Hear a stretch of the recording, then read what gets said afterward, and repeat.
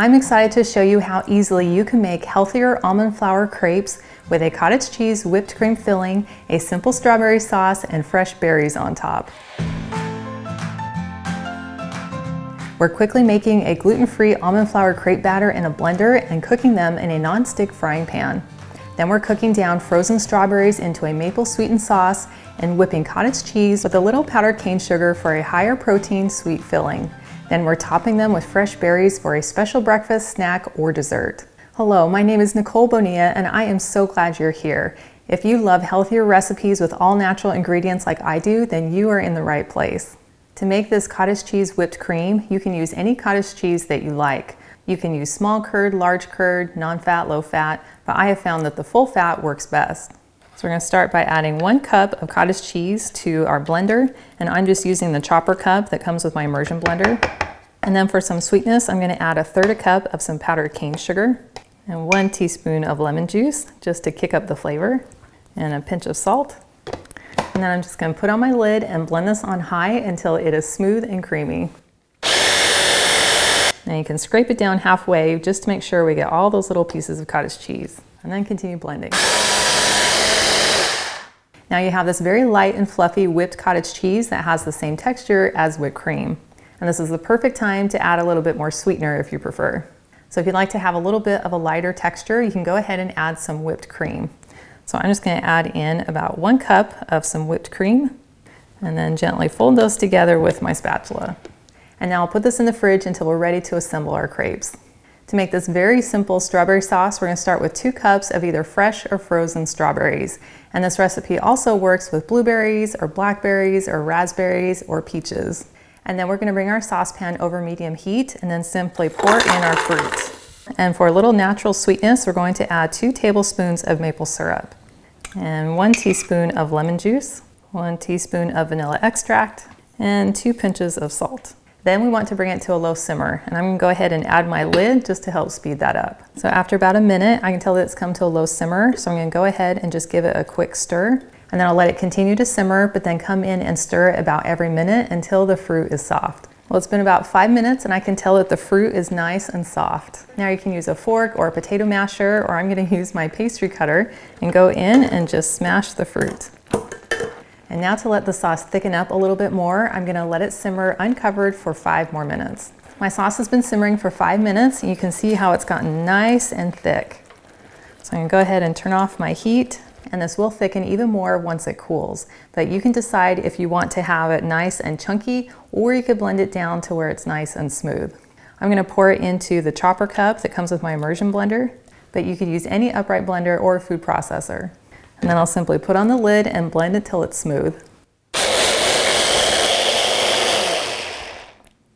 Well, that looks amazing. Now I'll carefully transfer it to a bowl, and now I'll put the sauce into the fridge to allow it to cool. To make our almond flour crepe batter, I'm going to use my NutriBullet, but you could use any food processor or upright blender, or even mix them in a bowl with a whisk. Since my blender cup will be turned upside down when it's on the blender base, I want to have all of my wet ingredients on the bottom so that they end up on the top. So I'm going to start by adding 1 cup of milk, and you can use any variety that you like. I'm using almond milk. Then I'll add 2 eggs, 1 tablespoon of maple syrup, 1 tablespoon of oil, and light olive oil is my favorite, 1 teaspoon of vanilla extract, 1/4 teaspoon salt, and then we'll add in 3/4 cup of our almond flour. And make sure you're not using almond meal, and 1/4 cup of tapioca flour. Then we'll just screw on the base, and then I'm going to push this down and let it go just until our ingredients are well blended.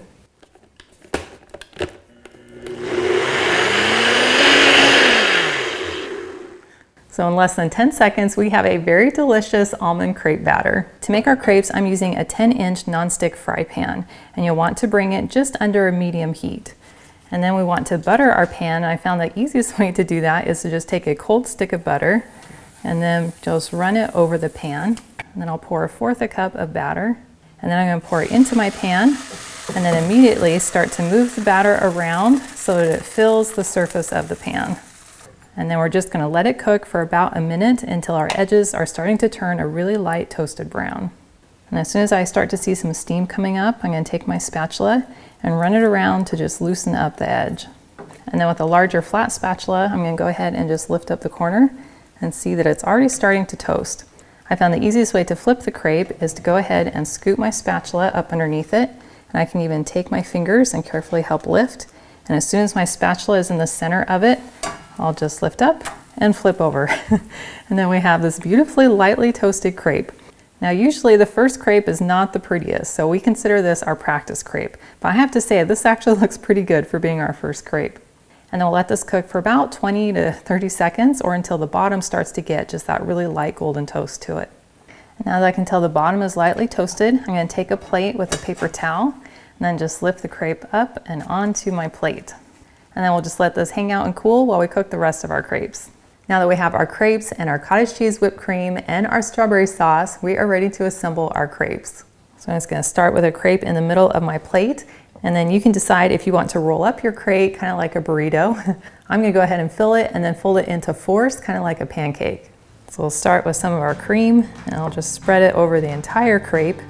And then I'll drizzle in a little bit of our strawberry sauce, and then I'll fold it in half and fold it in half again.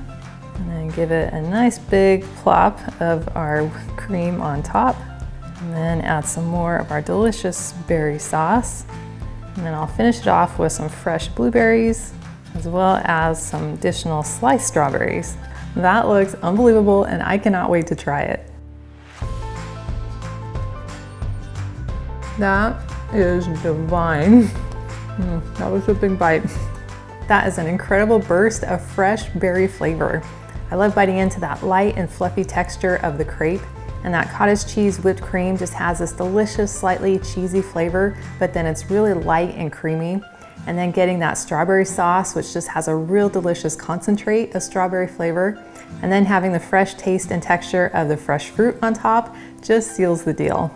And I love knowing that I'm eating something with clean, natural ingredients, which means I'm gonna feel just as good even after I eat it. And I love being able to share my creatively healthy recipes so that you can enjoy them too. Well, thank you so much for hanging out with me today in my kitchen, and I've included a link to this full recipe, and it's in the video description below, and it takes you to my website, gentletummy.com. And I also invite you to like and subscribe to my channel. And if you know someone else who you think would love this recipe, please share this video with them. And I cannot wait to have you hang out with me again in my kitchen.